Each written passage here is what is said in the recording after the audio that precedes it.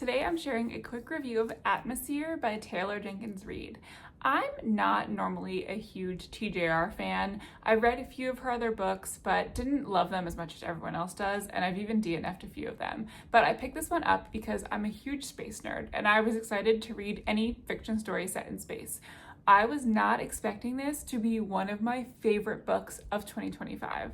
I can't even adequately express all of the different emotions I felt while reading this one. It is a romance, but it's also a thriller, as well as a straight up love letter to space. It takes place in the 1980s, so it's got a little bit of a historical fiction aspect, and we follow Joan, who is selected as one of the first female astronaut candidates. We follow her journey over the next 4 years as she endures training, officially becomes a real astronaut, as well as finds her life purpose, both within NASA and also caring for her niece.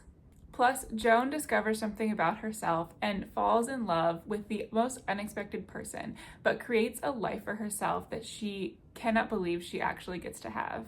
However, all of these moments are actually flashbacks. The story is actually taking place over a few hours on a day when Joan is assigned as Capcom.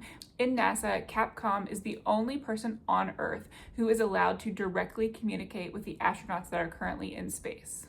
This is a job that Joan has come to absolutely love, but a disaster leaves them all reeling. Joan and the team must find a way to bring as many astronauts home safely as they can. The intensity of this current situation, alongside the slow development of how we got to this point, is masterfully done. And it all leads to an emotional, heart-wrenching last few chapters that had me absolutely sobbing at work.